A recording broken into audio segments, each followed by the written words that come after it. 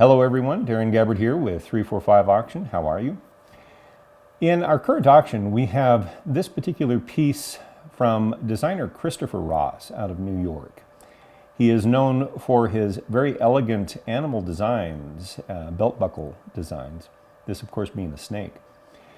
Coated in 24 karat gold, it has glass amber eyes, and it is really kind of a stunning piece. The belt is actually almost incidental, quite frankly, to the piece itself. Very interesting design. It's coming up for auction on December 1st, which is a Sunday at 7 p.m. And this really is bold. When you put this around your waist, it's going to say a lot.